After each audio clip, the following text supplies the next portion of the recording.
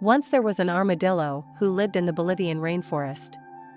He loved music more than anything in the world, and all he wanted to do was to be able to sing like many of the other animals could. He sat by the pond and listened to the frogs calling to each other. "Oh, I wish I could sing as low as you can.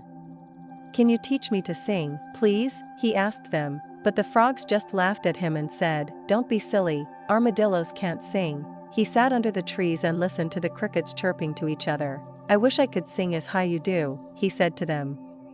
"Can you please teach me?" But the crickets laughed at him as well and said, "Don't be silly, armadillos can't sing." So the poor armadillo left the pond and walked slowly back to the edge of town. Now the music that the armadillo loved the best was the song of the beautiful birds, hummingbirds, martins, and parrots. He could hear them singing all day long high up in the trees, and yearned to be able to sing as beautifully as they could. Suddenly, he heard the beautiful song of some canaries in a cage being taken to the local market by a young man. The armadillo stood spellbound as he listened to the beautiful music. He pleaded with the canaries to teach him how to sing as beautifully as they could. The canaries laughed just like the crickets and the frogs and mocked the poor armadillo. "Don't be so silly. Everybody knows that armadillos can't sing, and there is no point in you even trying to learn," they said to him scornfully. So the poor armadillo turned away, so sad that he was nearly in tears. Now the man carrying the cage was a famous musician, and he realized that the armadillo would never be happy until he was able to make the same beautiful music that he heard all around him every day in the rainforest. So he said to the armadillo kindly, "I might be able to help you, but you will have to wait a long time." The armadillo was so excited that he rushed over to the man and said, "I really don't care how long I have to wait. All I want in life is to be able to make beautiful music." The musician said to the armadillo, "But in order to help you make the beautiful music that you love so much, you will have to wait until you die, and you are such a beautiful creature that I really wouldn't want that to happen to you too soon." But the armadillo was so amazed that the musician would be able to help him achieve his ambition, that even the thought of death could not stop him wanting the man to help him in any way that he could.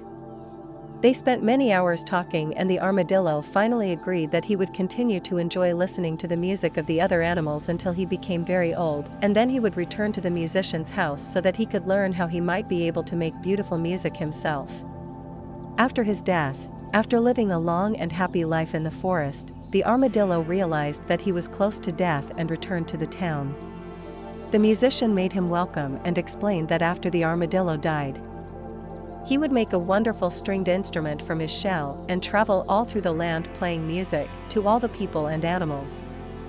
Well, this made the armadillo very happy, and he died with a great big smile on his face at the thought of how he would at long last achieve his greatest wish. So the musician did as he had promised and made a beautiful harp from the shell of the armadillo, and he traveled all over the land playing sweet music in memory of the armadillo. Sometimes the musician would play his instrument by the pond where the frogs lived, and they would stare at him with big eyes and say, "Listen. The armadillo has finally learned to sing." Sometimes the musician would play his instrument by the trees where the crickets lived, and they would creep outside to stare at him with big eyes and say, "Listen. The armadillo sings so beautifully." And often the musician would visit the town where the canaries now lived in cages in the windows of all the houses, and the little birds twittered to each other in amazement, "Listen. The armadillo makes the most beautiful music in the whole forest now." And so it was. The armadillo had learned to sing at last, and his voice was the finest in the land.